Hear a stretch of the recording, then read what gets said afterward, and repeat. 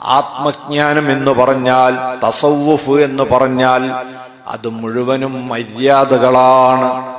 ജീവിതത്തിൽ പാലിക്കേണ്ട ആദാബുകൾ പാലിക്കണേനാണ് തസവ്വുഫ് എന്ന് പറയാം. അപ്പൊ ആ ആത്മീയതയുടെ ഭാഗമായ നല്ല പെരുമാറ്റവും അദബും നമ്മൾ ശീലിക്കുമ്പോഴാണ് നമ്മളും സംസ്കൃതരായിത്തീരുന്നത്. അള്ളാഹുവിന്റെ മുമ്പിൽ നമ്മൾ എങ്ങനെ പെരുമാറണം? ഇപ്പൊ നമ്മൾ നിസ്കരിക്കുന്നു. നിസ്കാരം യഥാർത്ഥത്തിൽ അള്ളാഹുവുമായുള്ള മുനാജാത്താണ്. നബി സല്ലല്ലാഹു അലൈഹി വസല്ലം തങ്ങൾ ശാരീരികമായി തന്നെ അള്ളാഹുവുമായി മുനാജാത്ത് നടത്തിയപ്പോൾ അവിടുത്തെ അനുയായികൾക്ക് അള്ളാഹുവുമായി സംഭാഷണം നടത്താൻ അവിടുന്ന് കൊടുത്ത സമ്മാനാണല്ലോ നിസ്കാരം. അപ്പൊ അള്ളാഹുവുമായി നമ്മൾ അഭിമുഖം സംസാരിക്കുകയാണ് നിസ്കാരത്തിൽ.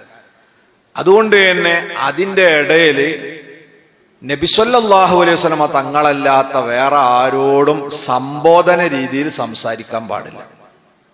നബിതങ്ങളോട് സംസാരിക്കാം, സംസാരിച്ചിട്ടില്ലെങ്കിൽ ചിലയിടത്ത് നിസ്കാരം ബാത്തിലാവുകയും ചെയ്യും. അത് അള്ളയും റസൂലും തമ്മിലുള്ള ബന്ധമാണ്. നമ്മൾ നിസ്കരിച്ചുകൊണ്ടിരിക്കുമ്പോൾ ഒരാൾ തുമ്മി അയാൾ അൽഹംദുലില്ലാ എന്ന് പറയുകയും ചെയ്താൽ അയാൾക്ക് പറയൽ സുന്നത്തുണ്ട്. നിസ്കാരത്തിലാണെങ്കിലും ഫാത്തിഹന്റെ ഇടയിലൊക്കെ ആണെങ്കിൽ മുവാലാത്ത് മുറിയും, പിന്നെ തൽക്കം ഓതണം. എന്നാൽ നിസ്കാരത്തിൽ ഇത് കേട്ടുകൊണ്ടിരിക്കുന്ന ഒരാള് യർഹമുക്കല്ലാ എന്ന് അയാളെ സംബോധന ചെയ്ത് പറഞ്ഞാൽ അയാളെ നിസ്കാരം ബാത്തിലായി പോകും. യർഹമുക്കല്ലാ, നിനക്കല്ല കരുണ ചെയ്യട്ടെ എന്നാണ്. അതേസമയത്ത് യർഹമുഹുല്ലാ, അയാൾക്കല്ല കരുണ ചെയ്യട്ടെ എന്ന് പറഞ്ഞാൽ നിസ്കാരം ബാത്തിലാവൂല. കാരണം ഒന്ന്, നമ്മൾ അള്ളാഹുവിനോട് സംസാരിച്ചുകൊണ്ടിരിക്കുന്നതിന്റെ ഇടയിൽ ഒരു പടപ്പിനോട് സംസാരിച്ചാൽ അതൊരു അപമര്യാദയാണ്. അതുകൊണ്ട് നമ്മൾ നിസ്കാരം ബാത്തിലാവും. യർഹമുഹു എന്ന് പറയുമ്പോൾ പിന്നെ അയാളോട് നേരിട്ടല്ല, അയാൾക്കല്ല കരുണ ചെയ്യട്ടെ നമ്മൾ ദ്വാരക്കാൻ നിസ്കാരത്തിലാവുന്ന നിസ്കാരം ബാത്തിലാവൊന്നുമില്ല പറയാം.